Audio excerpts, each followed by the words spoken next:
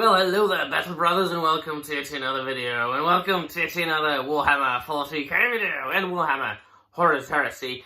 Now, my dear friends, if you've been following my channel for quite some time, you know that I have been documenting my Warhammer 40K journey here for the last 9 months. It has been 9 months already, and I started my Warhammer journey, despite being a massive fantasy and science fiction aficionado my entire life. I've only got into Warhammer the last year, and the first book I read was Eisenhorn, Xenos, and then of course Malleus and Hereticus and Magos. It's all the part of the Eisenhorn omnibus, right? Plus the 4 short stories that were there. Come to think of it, I think that soon I'll have to reread it, you know, with the 9 months of knowledge in my mind. You know, I just really want to enjoy those things that I must have missed in the books at the time when I was reading it for the first time. I started exploring Warhammer with Eisenhorn. I absolutely didn't have any prior knowledge. I knew that there was something called Warhammer 40K. I knew that Space Marines were the poster boys of that universe, which is what every single normie knows. But now, when I am a little bit deeper into it, I have read 30 plus novels, and plus some short stories, and some brief ventures into Lexicanum. I don't really like that, and I despise it. Mind you, this is my own personal take on the entire matter. Of course, your takes will differ, and and they are welcome. They are respected, right? They are accepted. This is not an echo chamber. But I really don't like lore videos, because they are, to me, they seem lazy and kind of cheating. You know, somebody crams like 10 or 15 books worth of information into a 10-minute video, like 10 things about Horus Heresy you need to know, or 15 things about Horus Lupercal that will make you go, what? No, I just don't really like to do that. And besides that, the last time I dared researching something on Lexicanum, I spoiled something for me that I will never forgive myself for. It is something that I just actually today, I read it by myself in a book that I'm reading. It is Garo from the Horus Heresy series.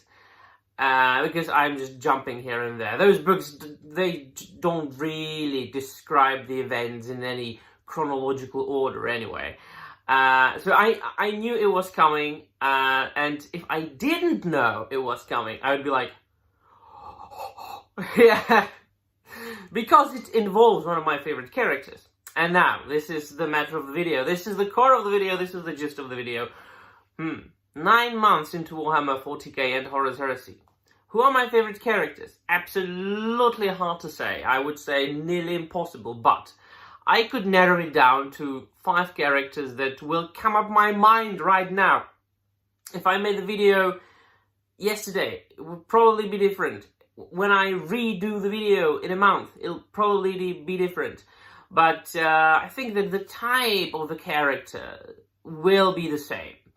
I am very much boring. I am very much old-fashioned in this. I am very much unimaginative in this.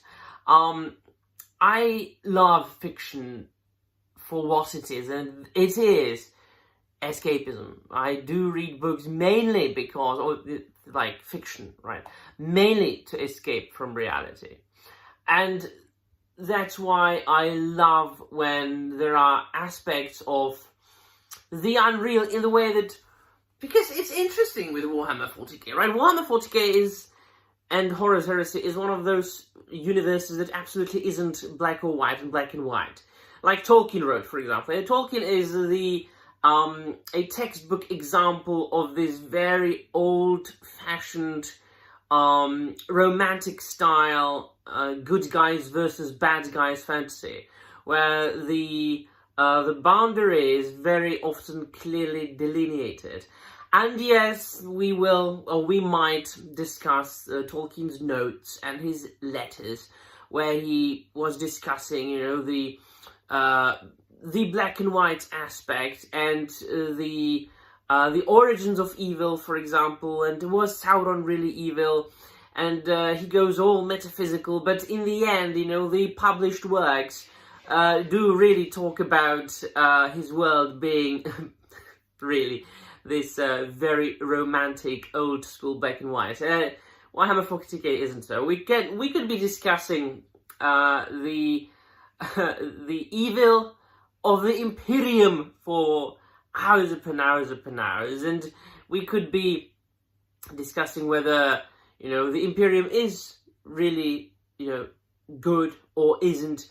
The Emperor is, after all, has been trying to stop the chaos from conquering the galaxy, but do the means, or does the end justify the means, if you know what I mean? You know, all the sacrifice that is being made for the greater good is, during the Horus Heresy, is bringing a planet under compliance really the best for the planet? Such, you know, in the case of Caliban, for example, and there are thousands of planets like that. Would the Calibanites be better off without the Imperium or not? That's up to discussion. But what I wanted to say is, and I always do this, don't complain, I always, you know, take long before I get to the point. I love, like, the truly heroic, good guy, goody two-shoes characters, who of course go through their own trials and tribulations and doubts, and this is what makes a good character a good character. A good heroic character isn't a character who has never known fear, who has never known doubt, who has never even thought about, you know, going to the dark side. It is precisely that which, you know, the defeat of the darkness that makes him the good character. The temptation that he is able to overcome. And so I have to say that it would be Garviel Logan and Nathaniel Garrow, absolutely. Some of the representatives of the goody two-shoes characters. And then, of course, I love Primarchs so much. Especially then, of course, the Loyalists. I'm not really into the traitors. But then you would have to kill me. You would have to put a gun to my head to really pick just one favorite. But I'm a Space Wolves guy, so of course the ferocity of Leman Russ and the complexity of Leman Russ, and the fact that he isn't what he seems to be to, you know, the outsider, which of course can be said about the entire Volca Federica, the entire Space Wolves Legion End chapter.